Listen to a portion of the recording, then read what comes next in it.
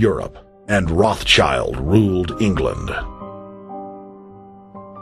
The already dominant British Empire grew even more aggressive. Her troops and bureaucracy spread across the globe. The sun never set on Britannia's holdings.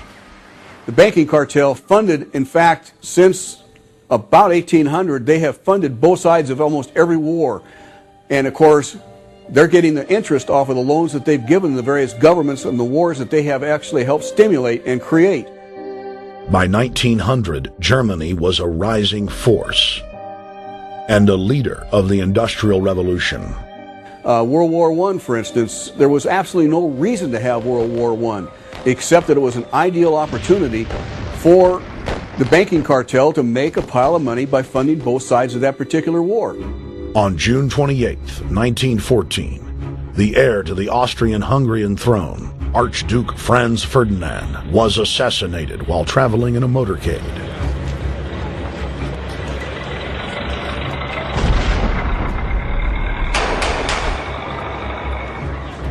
The Black Hand, a Serbian secret society with connections to French and British intelligence, took credit. World War I had begun.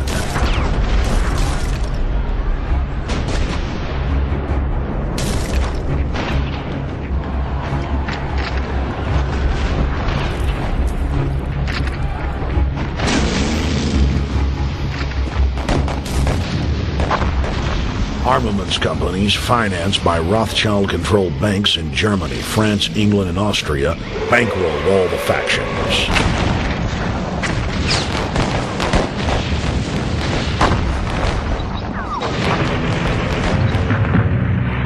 At least 20 million were killed in the war. It was a conflict so terrible the people vowed to never fight again. They dubbed it the War to End All Wars. Question is, why did they want war? Well, first of all, is money and power. But secondly, they wanted to create the League of Nations. They had this in their plans all along, and as a consequence, once the war was over or about to be over, they began to formulate this idea of a League of Nations so this would never ever happen again. Hundreds of years of practice made the British experts at hiding their empire behind puppet governments and councils. In the name of stopping all future conflicts, they proposed that countries would join a League of Nations. Their true intention was for the League to serve as a framework for world government. President Woodrow Wilson, who had spearheaded the establishment of the private Federal Reserve System in the United States in 1913, strongly supported the establishment of the League of Nations. Woodrow Wilson was a very naive president. He was basically a college professor that was grafted into this whole system.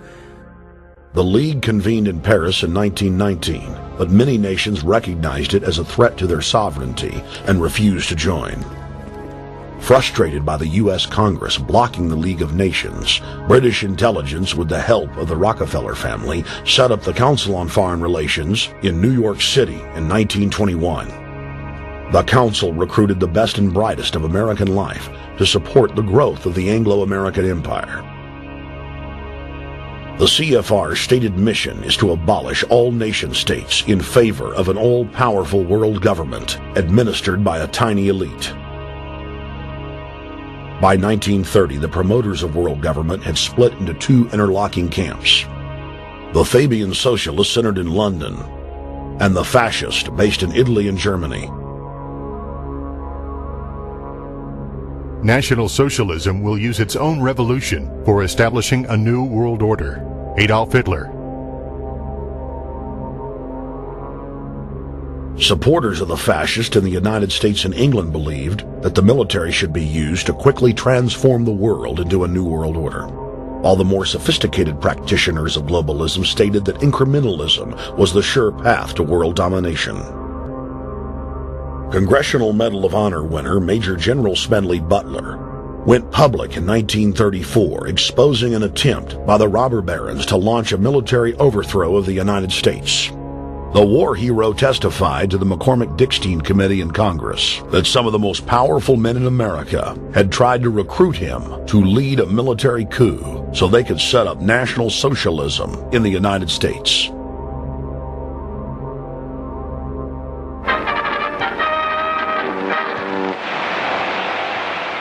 I appeared before the Congressional Committee, the highest representation of the American people, under subpoena to tell what I knew of activities which I believe might lead to an attempt to set up a fascist dictatorship. I was supposed to lead an organization of 500,000 men, which would be able to take over the functions of government. The fascist had also made deep inroads in England. Edward VIII, King of England, was forced to abdicate the throne because of his public support for Hitler. Fast es sich dabei nicht nur das negative Problem der Bekämpfung dieser Lehre und ihrer Organisation handelt, sondern die Durchführung der positiven Aufgabe der Gewinnung des deutschen Arbeiters für den nationalen Staat.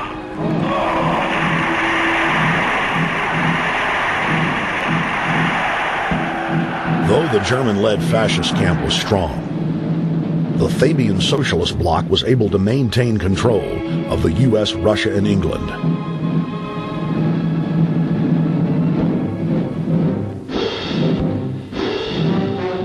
In the build-up to World War II, and during the conflict, the bankers again financed both sides, just as they had done with Napoleon.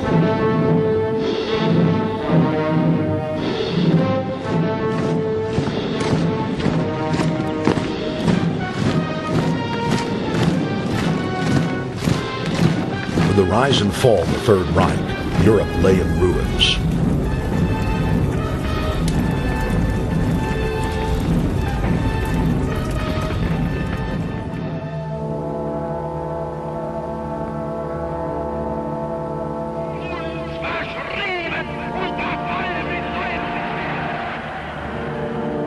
Once again, the elite claimed that only global governance could save humanity from certain destruction.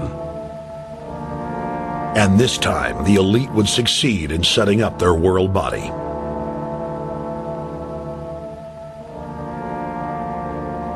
In April of 1945, at the Presidio Naval Base in San Francisco, the United Nations was founded by the victors of World War II. The United Nations complex was then built in New York City on land donated by John D. Rockefeller.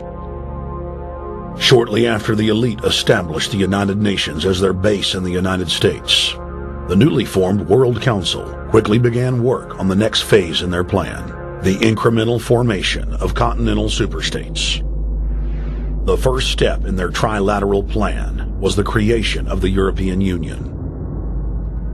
Unifying Europe had been tried many times and was extremely unpopular.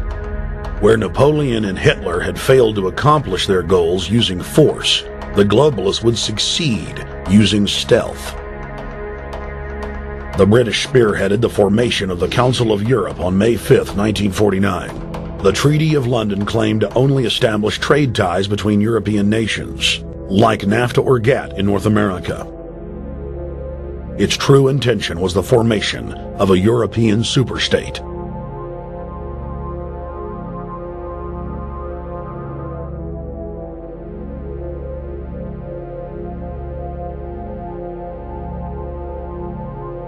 In 1954, the elite of the planet met in secret at the Bilderberg Hotel in Oosterbeek, Holland. The Bilderberg Group would later admit that their mission was the formation of the EU. Once the EU was established, under the guise of trade deals, a North American Union and Asian Union would be formed. The three interlocking superstates formed the core of the global government, while the United Nations would serve as a world regulatory and enforcement body over the Third World subregions. The Bilderberg Group consists of the heads of all of the managing roundtable groups that steer individual countries. Picture the elite power structure of the world as a giant pyramid, with only the elite of the elite at the tip-top of the capstone. The group has been so secretive that until the mid-1980s, the controlled corporate media denied its existence. Into the late 1990s, coverage only consisted of rare one-line mentions.